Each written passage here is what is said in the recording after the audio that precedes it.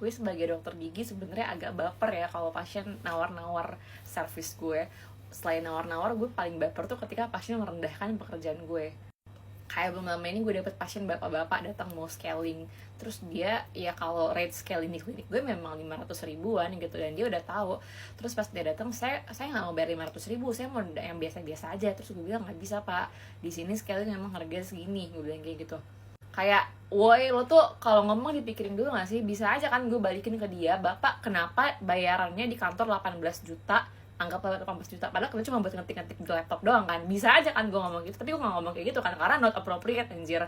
Tapi on the serious notes, gue tuh maksudnya kayak, lo bayar dokter gigi buat scaling, itu yang lo bayar bukan tenaga dokternya, korek-korek karang gigi lo, bukan itu doang. Nah, selama pengalaman gue jadi dokter gigi, gue udah beberapa kali mendiagnose pasien yang tidak tahu mereka punya penyakit sistemik lewat apa, lewat scaling itu. Earlier in my career, gue tuh dapat pasien yang servernya banyak, semulut datang mau scaling. Pokoknya pasien tuh punya tendensi untuk bohong ya ketika di anamnesis. Diagnosis awal gue tuh either si pasien ini HSV atau HIV.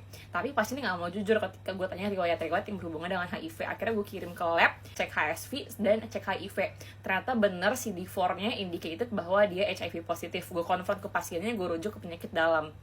Pasien gak tahu saya tuh dia punya HIV.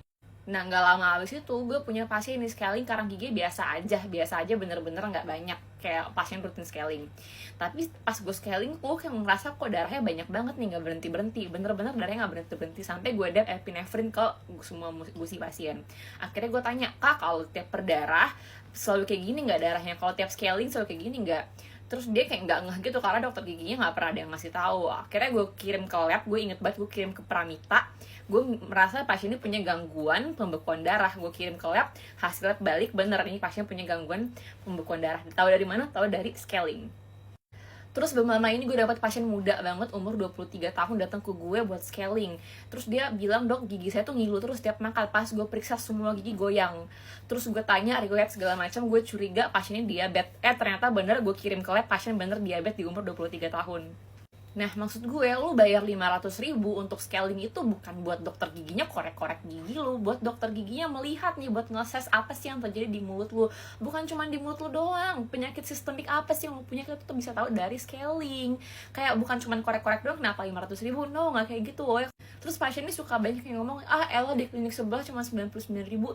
Ya udah kan, gue tidak pernah memaksa kalian untuk scaling di klinik gue dan bersama gue. Kalau kalian pengen 99 ribu ya terserah kesana gitu. Cuman ya gue pengen bilang, ketika lu scaling dengan, kalau gue personally gue akan periksa semua gigi kalian, dan I will actually ask you questions by questions gitu, apa yang terjadi di mulut lu gitu, dan gue akan menjelaskan gitu.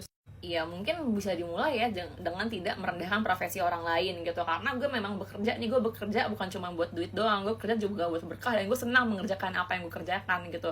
Dan ketika lo merendahkan gue seperti itu, gue jadi nggak mood ngerjain kasus lo gitu. Kayak gue nggak bakal mau, kayak gue jadi hati gue udah ngeblok gitu buat ngerjain lo, jadi kan sama-sama nggak enak kan gitu. Ya lo bayangin aja kalau gue ngomong hal yang sama lo, kayak kalau gue jadi HR lu, kenapa gue harus bayar lu segaji dengan gaji lu segini ketika gue bisa bayar lu 3 juta? Ya enggak, kayak sama aja kan equivalentnya. Tapi kan enggak layak kan di HR ngomong kayak gitu, karena HR pasti consider, oh ini orang punya pengalaman, punya jam terbangnya sama dokter gigi, woy. Kayak udahlah, kayak jangan aneh-aneh deh jadi orang.